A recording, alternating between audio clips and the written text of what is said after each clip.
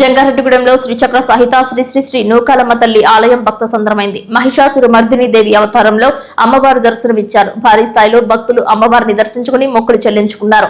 నూకాలమ్మ అమ్మవారి దివ్య సన్నిధిలో దసరా ఉత్సవాలలో స్వయంగా భక్తులు దంపతాయుక్తంగా పాల్గొనేలా ఆలయ కమిటీ విస్తృతమైన ఏర్పాట్లు చేశారు. శ్రీ చక్రార్చనకు విశేష స్పందన లభించింది.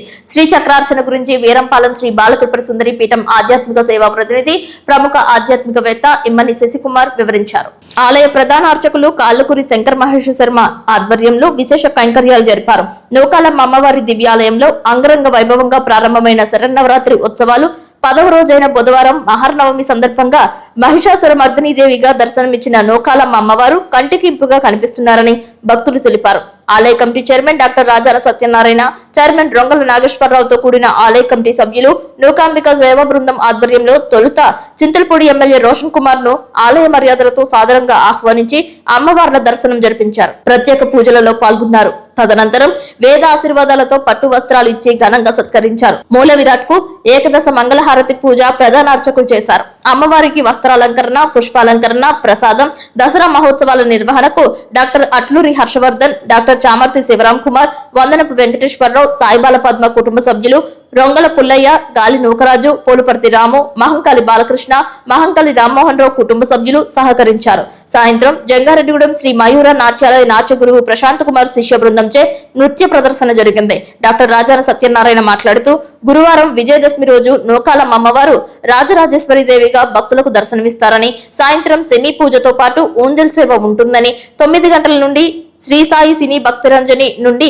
ఆవుల రాంబాబు నేతృత్వంలో భక్తి గీతాలాపన జరుగుతుందని తెలిపారు. ఈ కార్యక్రమంలో మండవల్లి సోంబాబు, కిషోర్, కొడ్రెడ్డి కిషోర్, రావూరి కృష్ణ, పెనుమర్తి రామ్ కుమార్, పరిమి సత్తిపండు, కరటూరి రమాదేవి, అల్లూరి రామకృష్ణ, వలవల తాతాజీ పాల్గొన్నారు.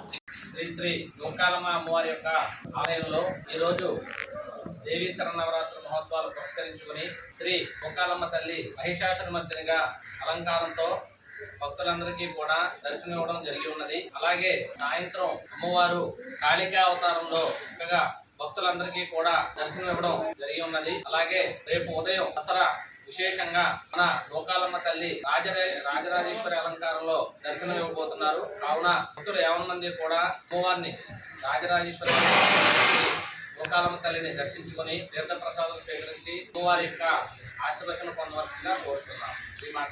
ఓం శ్రీమాత్రే నమః. మన జంగారెడ్డిగూడెం పట్టణానికి ఊరికి ఉత్తరాన ఏం చేసి ఉన్న శ్రీ శ్రీ శ్రీ నూకాలమ్మ అమ్మవారి దివ్యాలయంలో గత 10 రోజులు బట్టి కూడా అత్యంత వైభవంగా దసరా నవరాత్రుల కార్యక్రమాలు ఎంతో విశిష్టతగా జరగడం జరిగింది. అమ్మవారు కూడా 10 రోజులు కూడా విజయవాడ అమ్మవారు ఏ అయితే అవతారాలు ఉంటాయో ఆ అవతారంలో జంగారెడ్డిగూడెం పట్టణ పరిసర ప్రజలందరికీ కూడా దర్శన భాగ్యం కలిగింది. దీంట్లో భాగంగానే రేపు దసరా రోజున అమ్మవారు రాజరాజేశ్వరి అవతారంలో దర్శనం ఉంటుంది.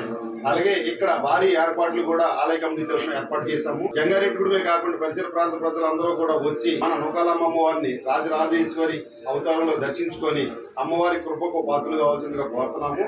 జై నూకాలమ్మ, జై జై నూకాలమ్మ.